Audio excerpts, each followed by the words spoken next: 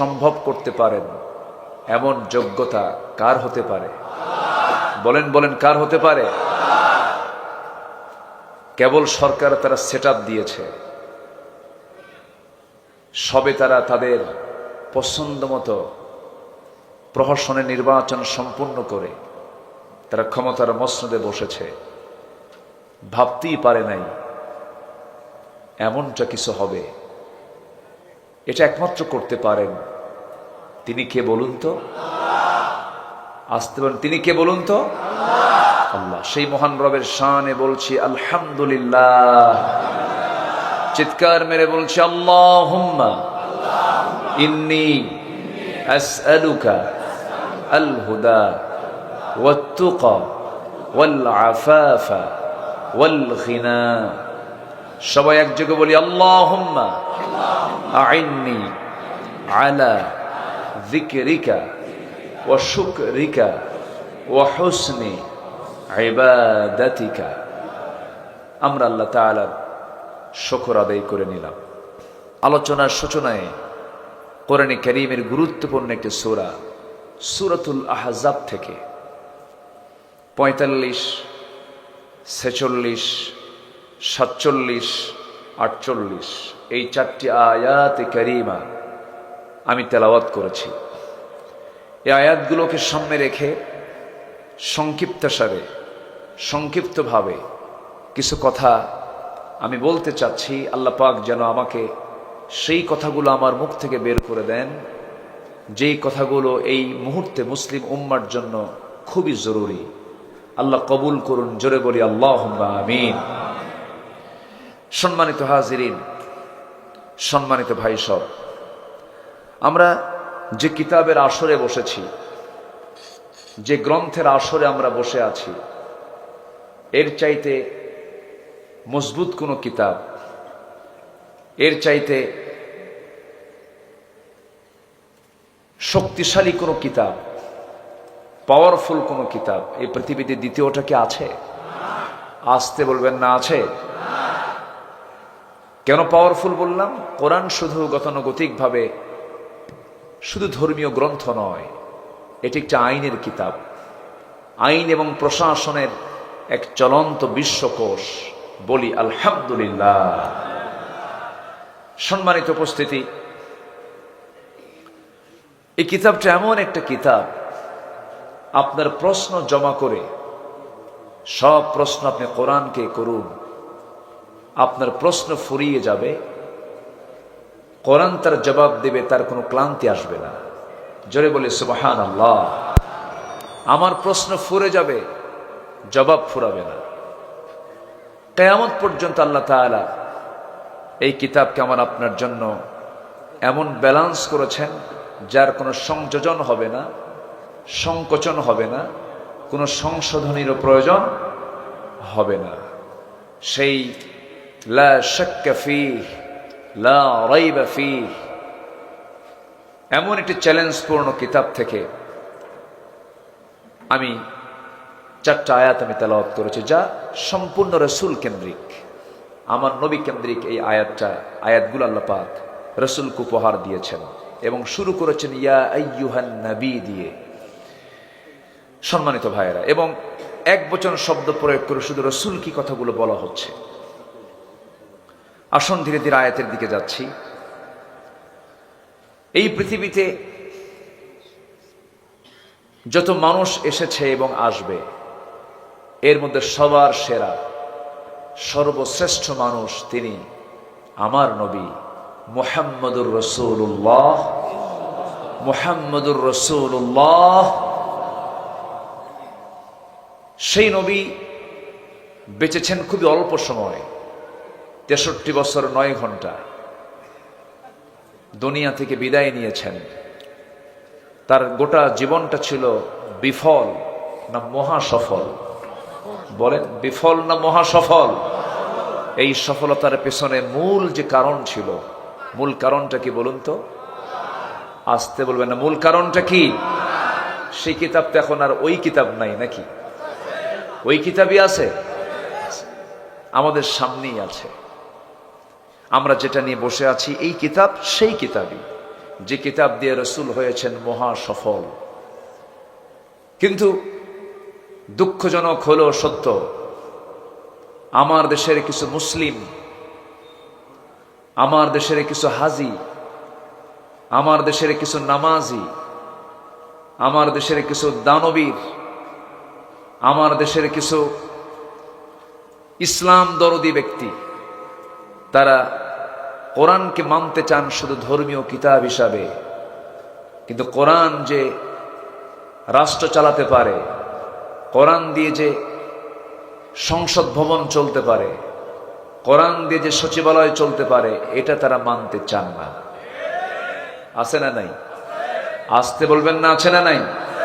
ঠিক তেমনি ভাবে আমার রসুলকে তারা ধর্মীয় নেতা হিসেবে মানতে চান, নবীজির সুন্নাত দাড়ি রাখতে চান, নবীজির সুন্নাহ মাথার টুপি রাখতে চান, লম্বা কাপড় পরতে রাজি আছেন।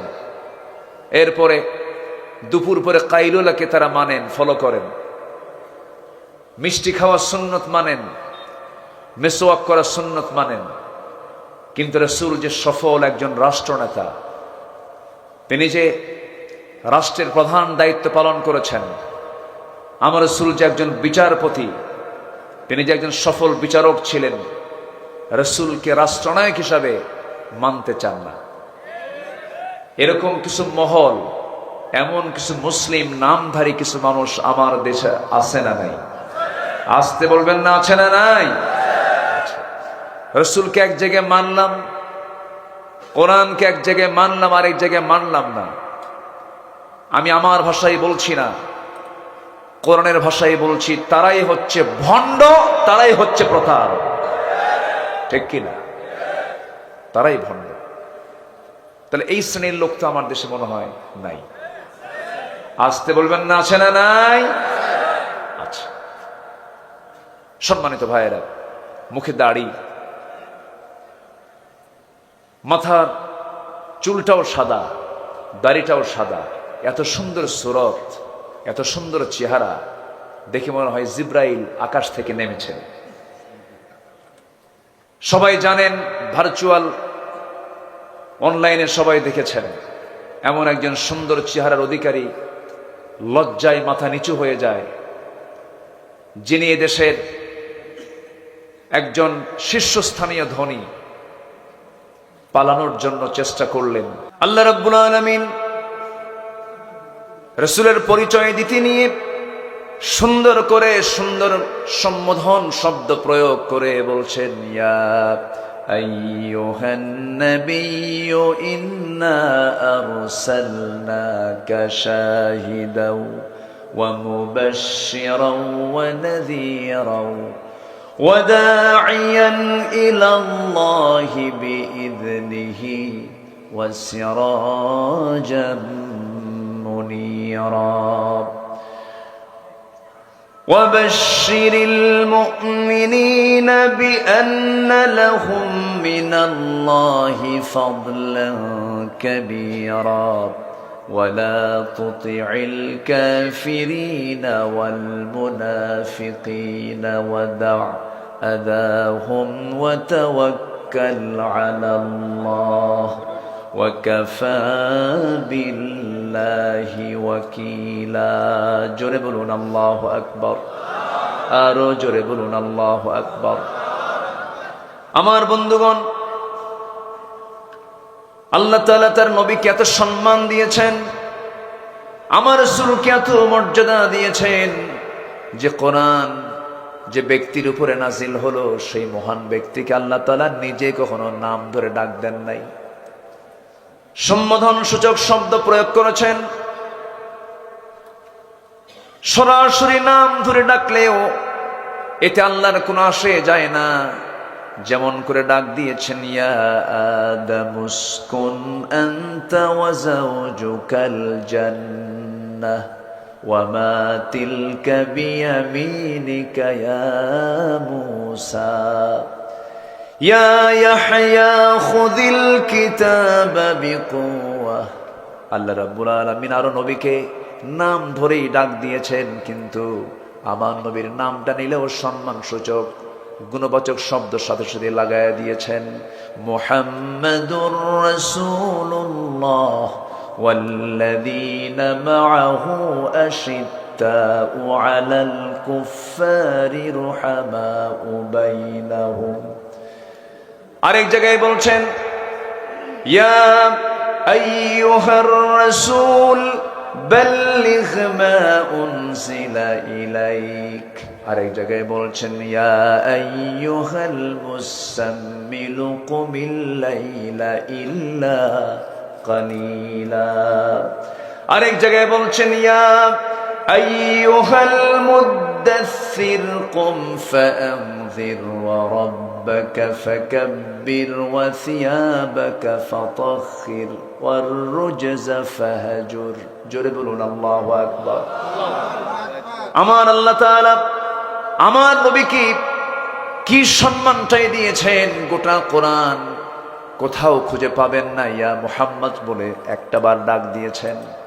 সেই নবীর শান মানটা কত, মর্যাদাটা কত, সেই নবীর মর্যাদা আল্লাহ রাব্বুল আলামিন এত দিয়ে দিয়েছেন। কিন্তু বিগত 16 বছর ধরে এমন কোন টাইম নাই এদেশের নাস্তিকের বাচ্চাগুলো রাসূলকে গালি দেয় নাই, ঠিক কি না?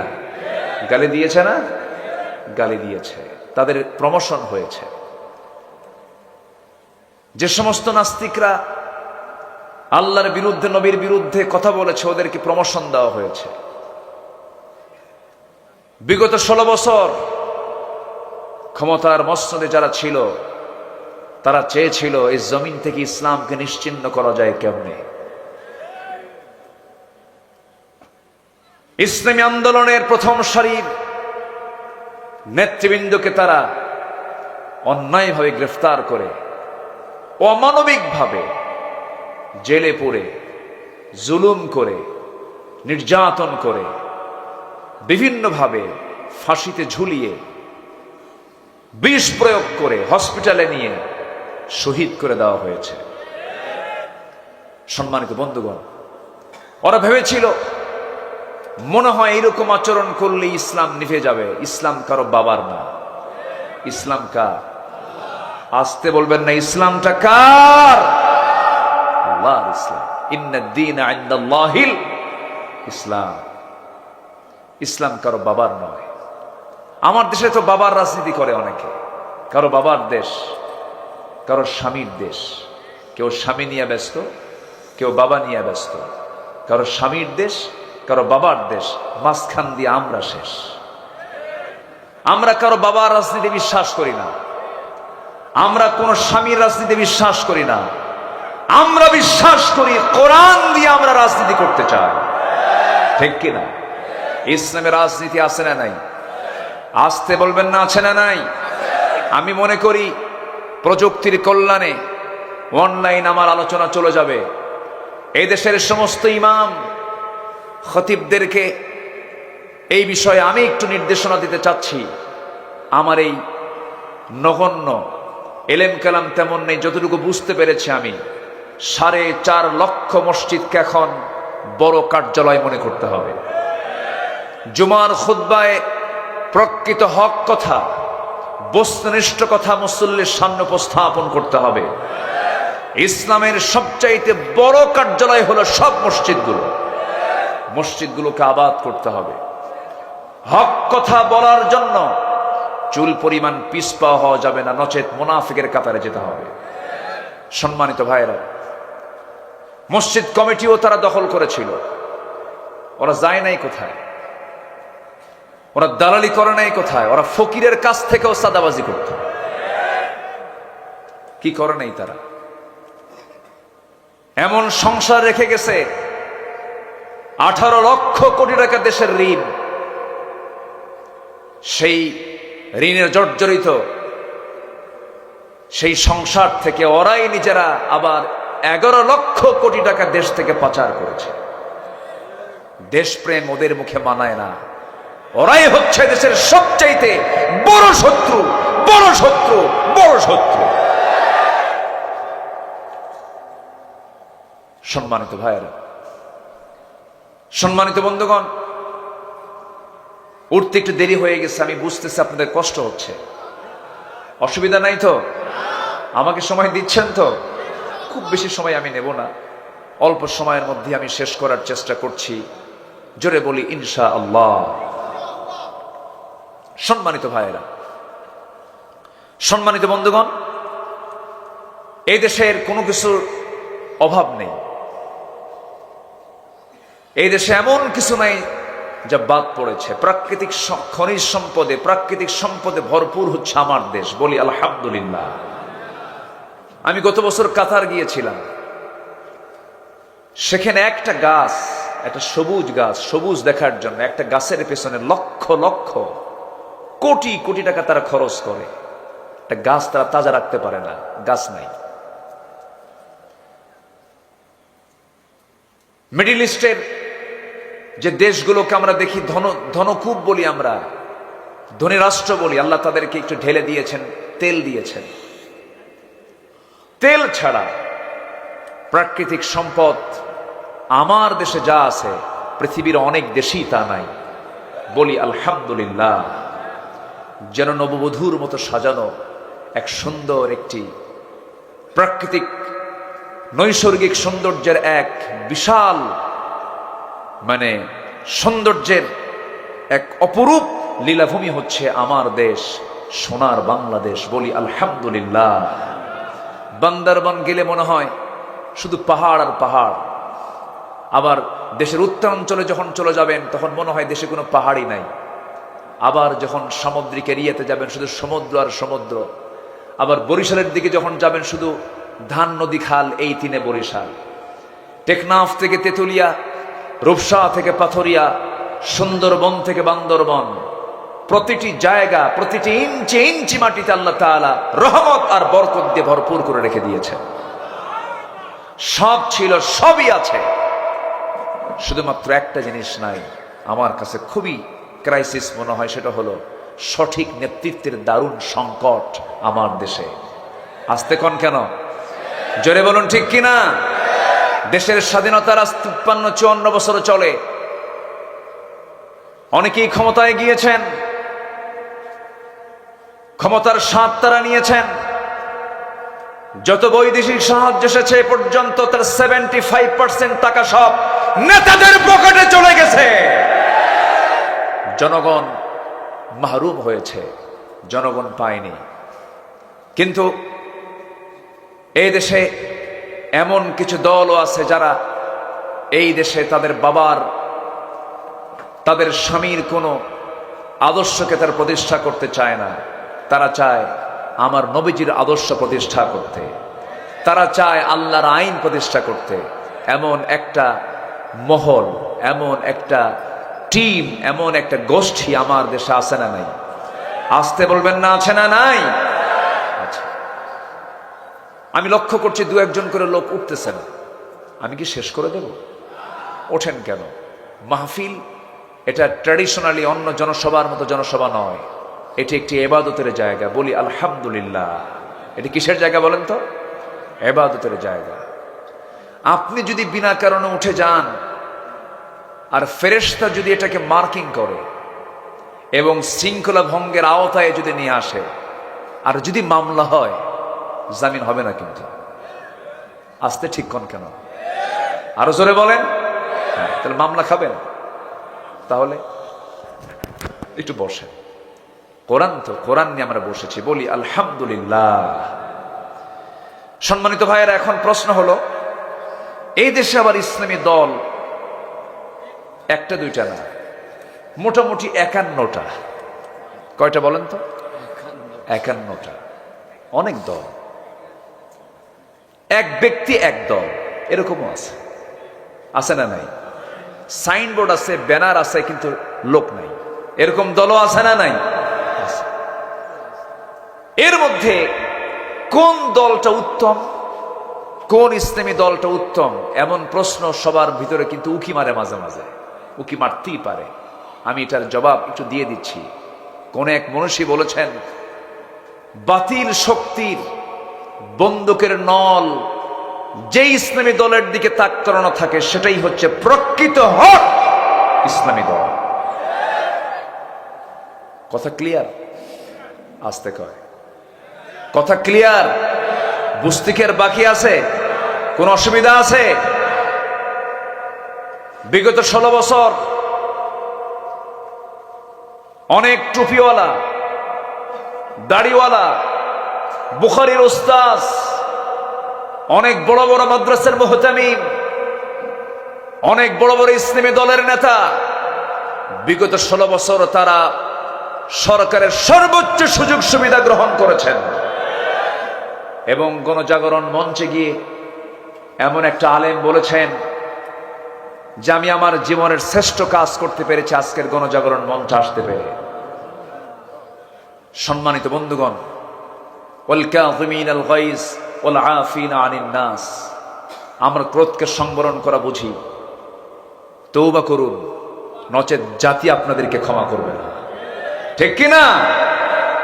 সম্মানিত ভাইয়েরা, তাহলে আমরা আল্লাহর যদি গোলাম হতে চাই, আমরা যদি রাসূলুল্লাহর যদি প্রকৃত উম্মত হতে চাই, তাহলে এই জমিনে আমরা আইন মেনে চলবো কার? আসতে বলবেন, আইন মেনে চলবো কার? এই জমিনে শাসন দরকার কার? আমাদের দেশে আইন চলতেছে কার? আল্লাহর। আল্লাহর আইন চলে। মানে 5ই অগাস্ট পাইছেন বলে বিজয় হয়ে গেছে? কিছুই হয়নি, কিছুই হয়নি। সামনে কাজের জন্য হয়তো অনুকূল পরিবেশ পেয়েছি, কিন্তু কাজ এখনো অনেক বাকি আছে না নাই? আসতে বলবেন না, আছে না নাই? আচ্ছা, এর জন্য ব্যক্তি গঠন করতে হবে, চরিত্রকে মানের পর্যায়ে নিয়ে যেতে হবে। আল্লাহ নিজেই ওয়াদা করছেন।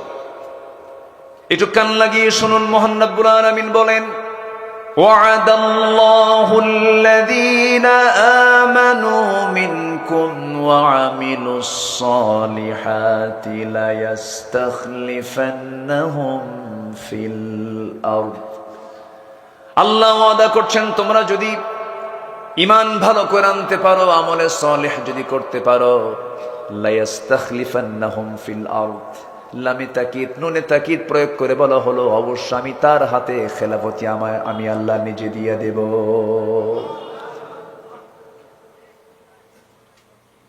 আমার বন্ধুগণ, ওই বিষয়টা যখন আমার মাথায় আসে, দুঃখে বুকটা ফেটে যায়। 18 কোটি মানুষ আমার দেশে, একটা প্রশ্ন করব, আমার দেশে নামাজি বেশি না মুসলমান বেশি?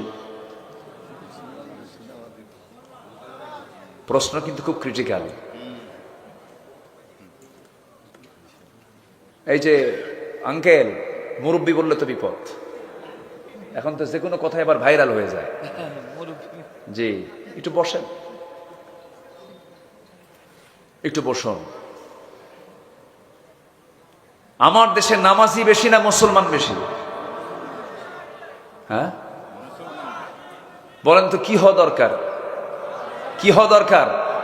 দুটোই হওয়া দরকার, নামাজি মুসলমান হওয়া দরকার। কিন্তু এখন প্রশ্ন করছি হলো, আমার দেশে নামাজি নাই কিন্তু কি আছে?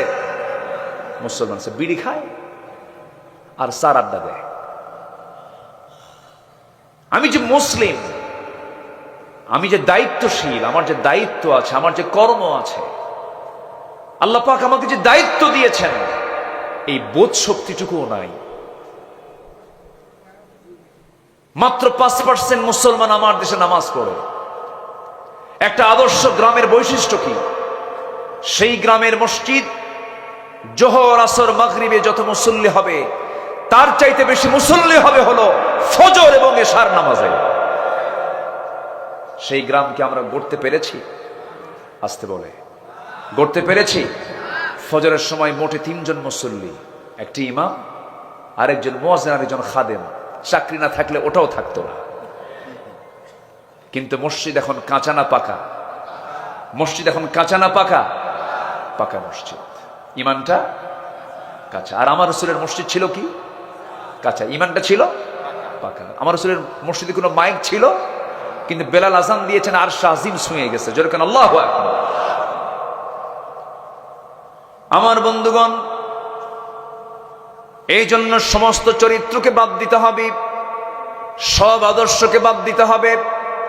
ন্যাশনালিজম, ক্যাপিটালিজম, সোশিয়ালিজম, কমিউনিজম, জাতীয়তাবাদ, ধর্মনিরপেক্ষ মতবাদ, পুঁজিবাদ, 70 থেকে 80টি মানবরচিত মতবাদ আছে। সব মতবাদের মুখে থুতু মেরে ওটাকে প্রত্যাখ্যান করে একটি আদর্শ লালন করতে হবে, একটি বিধানকে মানতে হবে, এক আদর্শের দিকে আসতে হবে। সূরা আহজাবের 21 নম্বর আয়াতে আল্লাহ রাব্বুল আলামিন বলেন, লাকাদ কানা লাকুম ফি রাসূলিল্লাহি উসওয়াতুন হাসানাহ লিমান কানা ইয়ারজুল্লাহা ওয়াল ইয়াওমাল আখির ওয়া যাকারাল্লাহা কাসীরা। জোরে বলুন আল্লাহু আকবার।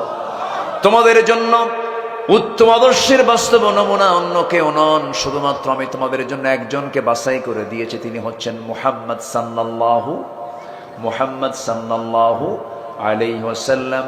আমার নবীজি তার জীবনটা যে আল্লাহ তা সুন্দর করে সাজিয়ে দিয়েছেন আমার আপনার জন্য। তার জীবন থেকে আমাদের মোটামুটি অনুকরণীয় 15টা আদর্শ যদি আমরা লালন করতে পারি, ফলো করতে পারি, তার জান্নাতে যেতে কোনো বেগ পেতে হবে না। কোরআনকে সামনে রেখে আমি 15টা পয়েন্টের উপর একটা একটা করে বলবো। আমাকে সময় দিচ্ছেন তো নাকি? কিন্তু কিছু কিছু লোক কিন্তু চলেই যাচ্ছেন আমারে থুইয়া। হ্যাঁ, কি দোয়া করে দেব? যে উঠতেছে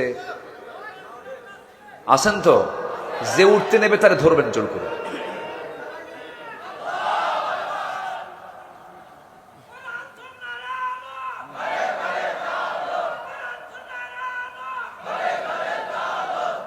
আল্লাহ কবুল করুন, আরো জোরে আমিন।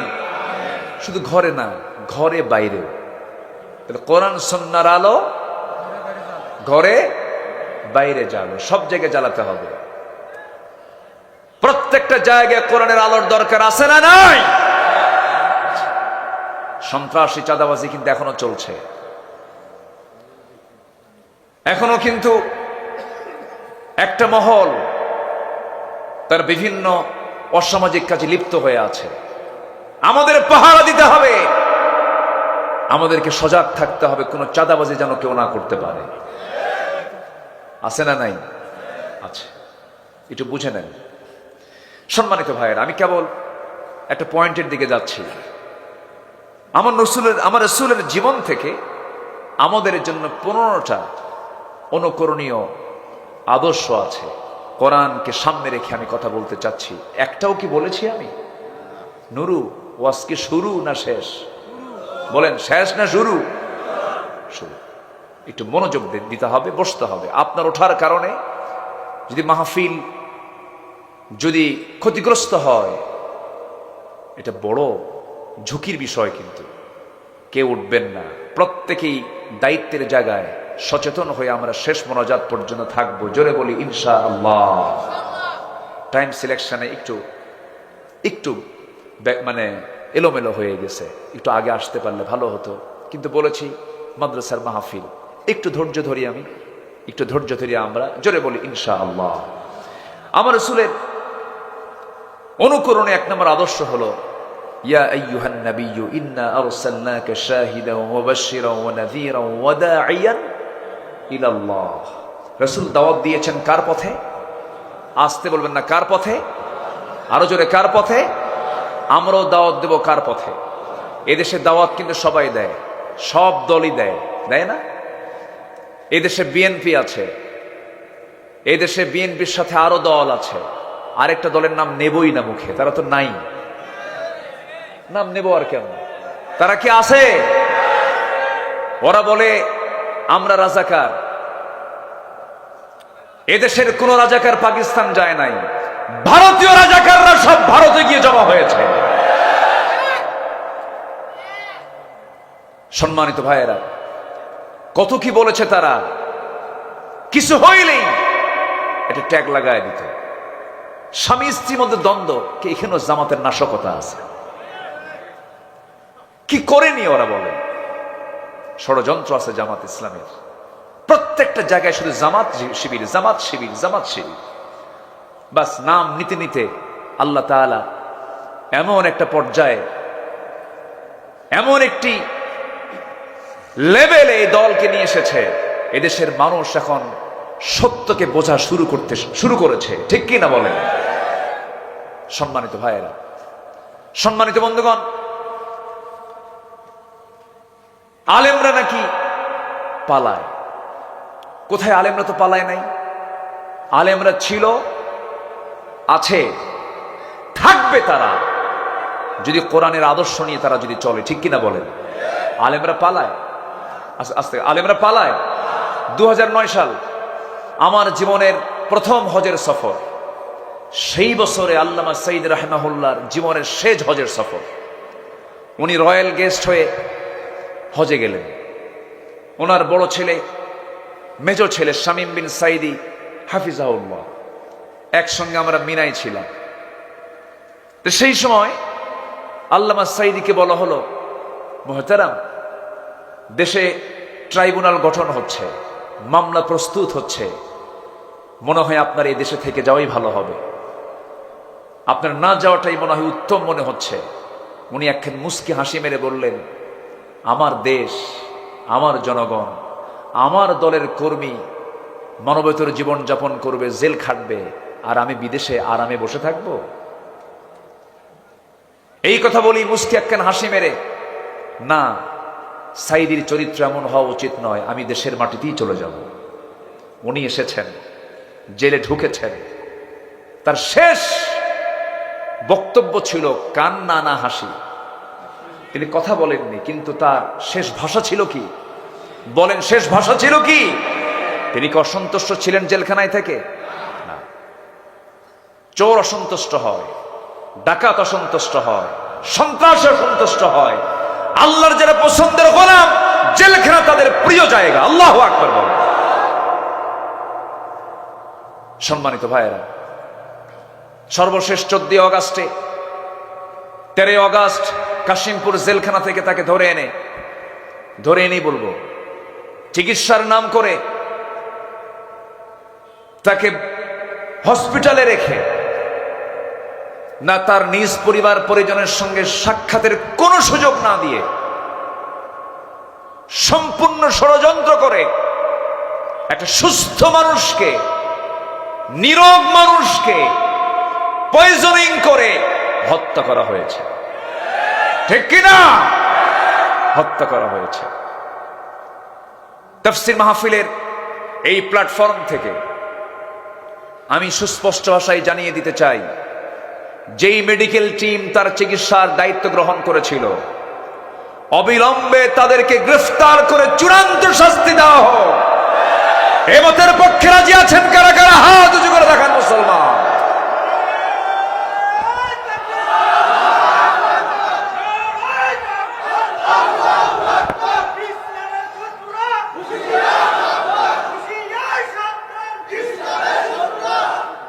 আল্লাহ কবুল করুন, জোরে বলি আমিন, আরো জোরে বলি আমিন। কোন জুলুমকে আমরা সহ্য করতে পারবো না, জুলুম সহ্য করা যাবে না। তারা যে অত্যাচারগুলো করেছে, যারা জালিম ছিল, জালিমের সঙ্গে কোন আপোষ হতে পারে? ওয়ালা তুতি'ল কাফিরিনা ওয়াল মুনাফিকিনা ওয়াদা' আযাহুম ওয়া তাওয়াক্কাল আলাল্লাহ ওয়া কাফা বিল্লাহি ওয়াকিলা। আল্লাহু আকবার বলেন। আমরা কাফেরের আনুগত্য করব না, মুনাফিকের আনুগত্য করব না। আমাদের বন্ধু কাফের নয়, আমাদের বন্ধু রাশা নয়, আমেরিকা নয়, আমাদের বন্ধু ভারত নয়, আমাদের বন্ধু কে? তাদেরকে যারা বন্ধু বানিয়েছে, মামুর বাড়ি দিল্লি গিয়ে পড়ছে, ঠিক কিনা বলে? আল্লামা সাইদি যে আল্লাহওয়ালা ছিলেন, আমার কাছে মনে হয় এটা 100%। আপনার কাছে কি মনে হয় তা আমি জানি না। উনি আজ থেকে 20-25 বছর আগে বলেছিলেন, দেশে এমন একটি সময় আসবে যে সময় পালানোর জন্য একটি ইঁদুরের গর্ত তারা খুঁজে পাবে না। পাইছে? কলার পাতায়। কোথায় শুয়েছিল? কলার পাতায়। সম্মানিত ভাইয়েরা, এর মানে আবার বুঝবেন না যে উনি গায়েব জানতেন। বসে শুধু গীবত করে, পরিবারকে সময় দেন, সন্তানকে দাওয়াতি কাজ করেন, সন্তানকে বুঝান, এই কথাগুলো আপনি শুধু শুনতেছেন না, আগামীকালকের মধ্যে এই মিডিয়াগুলোর মধ্য দিয়ে কোটি কোটি মানুষের কাছে আলোচনাগুলো চলে যাবে। আমার বন্ধুগণ, নাম্বার 6, আমার নবীর আদর্শ ছিল আমানতদারিতা। ন্যায় বিচারে তিনি করেছেন, আমানত তিনি কখনো খেয়ানত করেন নাই। লা ঈমান লিমান লা আমানাতা লাহ। ইন্নাল্লাহা ইয়া'মুরুকুম আন তু'আদ্দুল আমানাতি ইলা আহলিহা ওয়া ইযা হাকামতুম বাইনান নাসি আন তাহকুমু বিল আদল ইন্নাল্লাহা নি'মা ইয়া'ইযুকুম বিহি। জোরে বলুন আল্লাহু আকবার। সূরা নিসা আয়াত নাম্বার 58। আল্লাহ তাআলা অর্ডার দিয়েছেন আমানতকে তোমরা রক্ষা করবে, আমানতের কখনো খেয়ানত করবে না। আমানত নাই যার, ঈমান নাই তার, ওয়াদা ঠিক নাই যার, ঈমান নাই তার, বলেছেন মুহাম্মদ সাল্লাল্লাহু আলাইহি ওয়াসাল্লাম। আমানতটাকে ঠিক রাখার চেষ্টা করব আমরা, জোরে বলি ইনশাআল্লাহ। বনের সম্পত্তি মেরে খাওয়া ভাই বেলকুচি নাই, আছে? বলবো না বিপদে পড়বেন? বলবো বলবো বিপদে পড়বেন না তো? বিপদে পড়লেও তো কিছু করার নাই। বনকে সম্পদ বুঝায় দেয় না, আছে না নাই? বরঞ্চ বনের সঙ্গে অভিনয় করে, বেলকুচির সবচেয়ে ভালো মানের মিষ্টি কিনে নিয়ে আসে, ফলমূল কিনে নিয়ে এসে বোনকে দাওয়াত দিয়া জন্মের মতো খাওয়ায়া পাশে বসায় গল্প করতে করতে বলে, বোন আমি তোমার ভাই, তুমি আমার বোন, বাপ তো মারা গেছে, একটা কথা বলি কি, অংশ নিলে কিন্তু ধ্বংস হয়। দেখছেন কি ওয়াজটা দিল? মানে এটা কি মানে কোরআন থেকে ওয়াজ না শয়তান থেকে ওয়াজ? ফাঁকিবাজি। এগুলো আমানত নষ্ট করা হয়ে যাচ্ছে। এই সমস্ত কাজগুলো করা যাবে না, কারণ লিযযাকারি মিসলু হাযযিল উনসাইন। কারণ আল্লাহ তাআলা সিলেকশন দিয়েছেন, আল্লাহ তাআলা মিরাস উত্তরাধিকারের সম্পদগুলো বন্টনের জন্য সম্পূর্ণ ডিসকাস করে বলে দিয়েছেন সূরা নিসা পড়বেন, এবং বলেছেন শেষে ওয়াতিলকা হুদুদুল্লাহ। এই অংশ বন্টন মানতে গিয়ে তোমরা সাবধান থাকবে, এগুলো কিন্তু আল্লাহর সীমা। ওয়া ইয়াসিল্লাহ ওয়া রাসূলাহ, যারা এই সীমাকে লঙ্ঘন করবে তারা ইদখিলহু নারান, তারা জাহান্নামে চিরকাল স্থায়ীভাবে বসবাস করবে। নাউযুবিল্লাহ। আমার বন্ধুগণ, আমানতদারিতা রক্ষা করতে হবে। ন্যায় বিচার, আমার নবীজির বিচার ব্যবস্থা এমন ছিল, স্বাধীন ছিল, কোন ব্যক্তি দেখে বিচার রাসূল কখনো করেন নাই। ডাকাতের বিচার করেছেন, ডাকাতের মোশানে বিচার করেছেন। এক লোক খুন করেছে, ডাকাতি করেছে, অপহরণ করে উটগুলো নিয়ে চলে গেছে, এবং রাখালকে হত্যা করে সব উটগুলো যখন অপহরণ করে নিয়ে যায়, নবীর কাছে রিপোর্ট চলে এলো। রাসূল বললেন, ওকে যেখানেই পাও সেখানেই ধরে আনা হলো। রাসূল বললেন, ওর হাত পা বাঁধো, যেমন করে রাখালকে মেরেছে তেমন করে ওকে মেরে ফেলো। হাত কেটে ফেলা হলো, পা কেটে ফেলা হলো। পানির যন্ত্রণায় ছটফট করতে করতে, তৃষ্ণায় ছটফট করতে করতে মরুর বালুগুলো চাটতেছিল। সাহাবা একরামদের মধ্যে দয়া হলো। সাহাবা একরাম বললেন, ইয়া রাসূলুল্লাহি, ইয়া হাবিবাল্লাহি, আপনি যদি আমাদেরকে পারমিশন দিতেন, সে পানির জন্য ছটফট করছে, একটু পানি দেওয়া যায় নাকি? সে তো খুব কষ্ট পাচ্ছে। রাসূল বললেন, ও যখন আমার রাখালকে যখন মেরেছিল সে কি পানি দিয়েছিল কি? না, পানি দেয় নাই। এক চুল পরিমাণ পানি দিবা না, বালু চাটতে চাটতে ও মরুক। আল্লাহু আকবার বলেন। আমার নবীজির বিচার কত কঠোর ছিল। সারা জীবন ওয়াজ শুনেছে। রাসূল ছিলেন দয়ার সাগর, কিন্তু রাসূল দয়ার সাগর, যেখানে দয়ার সাগর হওয়া দরকার সেখানে দয়ার সাগর ছিলেন, যেখানে কঠোর হওয়া দরকার সেখানে কঠোর ছিলেন। আল্লাহু আকবার। এক ফাতিমা নামে মহিলা চুরি করে ধরা পড়েছি, উচ্চ বংশীয় সেই সমাজের। নবীর কাছে রিপোর্ট আসলে, রাসূল বললেন, কোনো কথা নাই, হাত কাট। ওয়াসসারিকাতু ওয়াসসারিকু ওয়াসসারিকাতু ফাকতাউ আইদিয়াহুমা, কোনো কথা নেই, চোর চুন্নি হাত কাটা। হাত কাটার অর্ডার হয়ে গেছে। ওমরে ফারুককে ম্যানেজ করে ওই বংশের লোকেরা বলছে, ওমর তোমার কথা রাসূল বুঝে শুনবেন, তুমি একটু যাও তো, দেখো তো সুপারিশ করা যায় কিনা। আমার রাসূল সামনে বসা, ওমরে ফারুক সামনে গিয়ে বলছেন, ইয়া রাসূলুল্লাহি, দেখুন তো একটু কিছু করা যায় নাকি। সম্ভ্রান্ত পরিবারের মেয়ে চুরি করে ধরা পড়েছে, হাত কাটলে তো মান সম্মান চলে যায়। আমার নবীর চেহারা রক্তিম হয়ে গেল, লাল লাল বর্ণ হয়ে গেল, চক্ষু লাল হয়ে গেছে। রাসূল বলছেন, ওমর তোমার দারাজ কণ্ঠ গেল কোথায়? আজকে যদি ওই ফাতিমা না হয়ে, ওই উচ্চ বংশীয়ার কথা তুমি বলছো, ওই ফাতিমা না হয়ে যদি আমার ফাতিমা বিনতে মুহাম্মদ যদি চুরি করে ধরা পড়তো, আমি রাসূল নিজ হাতে সবার চোখের সামনে আমি নিজে হাত কেটে দিতাম। আল্লাহু আকবার বলেন। ন্যায় বিচার। নাম্বার 7 হলো এতিম, নিকটাত্মীয়, প্রতিবেশীর সাথে সদাচরণ।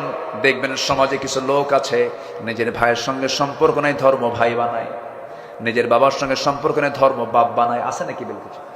এগুলো আছে, এগুলো ভুয়া। এগুলো কি বলেন তো? ভুয়া। নিজের বাবার সমতুল্য কেউ হবে না, নিজের ভাইয়ের সমতুল্য কেউ হবে না, নিজের চাচার সমতুল্য কেউ হবে না, নিজের ফুফুর সমতুল্য কেউ হবে না, নিজের খালার সমতুল্য কেউ হবে না। নিজের ফুফুর সঙ্গে দেখা করা জায়েজ, নিজের খালার সঙ্গে দেখা করা জায়েজ, কিন্তু ধর্ম খালা কি দেখা করা জায়েজ নাকি? ধর্মবোন বানাতে বানাতে শেষ পর্যন্ত ধর্মবোন নিজের বউ হয়। আসতে কয় ঠিক কিনা? এগুলো ইসলামে জায়েজ নাই। বরঞ্চ আল্লাহ বলছেন ওয়াবুদুল্লাহা ওয়া লা তুশরিকু বিহি শাইআন ওয়া বিল ওয়ালিদাইনি ইহসানা ওয়া বিযিল কুরবা ওয়াল ইয়াতামা ওয়াল মাসাকিনি ওয়াল জারি যিল কুরবা। জোরে বলুন আল্লাহু আকবার। সূরাতুন নিসা আয়াত নম্বর 36 আল্লাহ রাব্বুল আলামিন সমস্ত হক নিয়ে আল্লাহ তাআলা এই আয়াতের মধ্যে কথা বলেছেন। পিতার হক, মায়ের হক, ভাইয়ের হক, প্রতিবেশীর হক, মিসকিনদের হক, সব হক এই আয়াতে আছে না নাই বলেন? আছে। নাম্বার 8 হলো আল্লাহর বিধানের প্রতি শর্তহীন আনুগত্য করতে হবে। এটা আমার নবীর একটা গুরুত্বপূর্ণ চরিত্র ছিল, আদর্শ ছিল। ওয়ামা কানা লিমুমিনিন ওয়ালা মুমিনাতিন ইযা কাদাল্লাহু ওয়া রাসূলুহু আমরান আন ইয়াকুনা লাহুমুল খিয়ারাতু মিন আমরিহিম ওয়া মান ইয়াসিল্লাহা ওয়া রাসূলুহু ফাকাদ দাল্লা দালালান বাঈদা দালালাম মুবিনা। জোরে বলুন আল্লাহু আকবার। সূরা আহজাব 36 নম্বর আয়াতে আল্লাহ রাব্বুল আলামিন বিধান মানার ক্ষেত্রে কোনো শর্ত আরোপ করা যাবে না।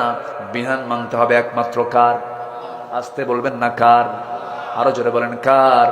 নামাজের মধ্যে ইমাম যদি সূরা ফাতিহা না দিয়ে যদি কুলহু দিয়ে শুরু করে নামাজ পড়বেন নাকি? নামাজ পড়বেন নাকি? কি দিবেন পিছন থেকে? কি দিবেন?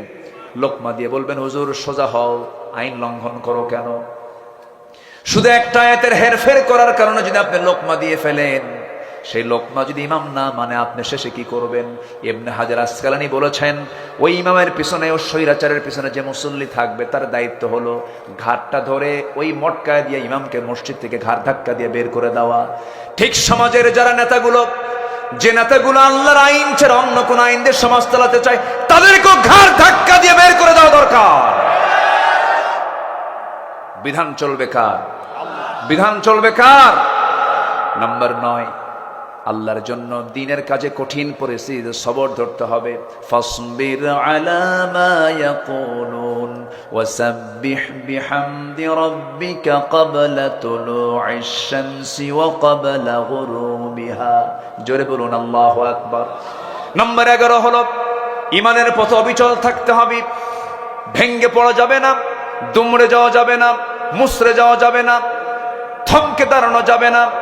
فاستقم كما أمرت ومن تاب معك ولا تطغوا إنه بما تعملون بصير। জোরে বলুন আল্লাহু আকবার। নাম্বার 11 হলো আল্লাহর প্রতি তাওয়াক্কুল থাকতে হবে, ভরসা থাকতে হবে। আল্লাহর ভরসা ছাড়া কোনো বিজয় আসবে না। আল্লাহ রাব্বুল আলামিন বলছেন ওয়া তাওয়াক্কাল আলাল্লাহ ওয়া কাফা বিল্লাহি ওয়াকিলা। সূরা আহজাব আয়াত নাম্বার 48। শুরু করেছি আমি 44 থেকে 45 থেকে। তাওয়াক্কুল করতে হবে আল্লাহর উপরে। নাম্বার 12 হলো কাজে কর্মে একা সিদ্ধান্ত না, পরামর্শ করতে হবে। একা না পরামর্শ? বলেন একা না পরামর্শ? পরামর্শের নামে একটা সূরা আছে, সামনে যারা বসে আছেন একজন বলেন পরামর্শের সূরার নাম কি বলেন? মাশাআল্লাহ, তাহলে শ্রোতা তো অনেক অনেক সচেতন শ্রোতা আছে, বলি আলহামদুলিল্লাহ। সূরার নাম কি? সূরা, সূরাতুশ শূরা। তাহলে কোনো কাজ করতে গেলে একা না পরামর্শ? বলেন একা না পরামর্শ? ওয়াশাভিরহুম ফিল আমর ফাইযা আযামতা ফাতাওয়াক্কাল আলাল্লাহ। আল্লাহু আকবার বলেন। পরামর্শ করার পরে ভরসা করব কার উপরে? আল্লাহর উপরে। বরকত দিবেন কে? রহমত দিবেন কে? আচ্ছা, নাম্বার 13 হলো সমস্ত কাজে বিনম্র হব না উগ্র হব? বিনম্র হব না উগ্র হব? বিনয়ী হব, বিনম্র হব। ইবাদুর রহমানিল্লাযীনা ইয়ামশুনা আলাল আরদি হাওনা। আল্লাহ কবুল করুন, জোরে বলি আমিন। নাম্বার 14 হলো কুফরের প্রতি কঠোরতা, আশিদ্দাউ আলাল কুফফার। আমার নবীজির সবচেয়ে বড় একটা গুণ ছিল এটা। এবং রুহামা বাইনাহুম, নাম্বার 15 হলো কি, পরস্পর যারা ইমানদার তাদের মধ্যে এতটাই হৃদ্দিক ভাব তৈরি হবে যেন ওর কলিজা যেন এক হয়ে গেছে। যেরকম সুবহানাল্লাহ, সাহাবা কেরামদের জীবন থেকে তা পাওয়া যায়। স্বপ্ন পর্যন্ত তাদের এক হয়ে যেত। আল্লাহু আকবার বলেন।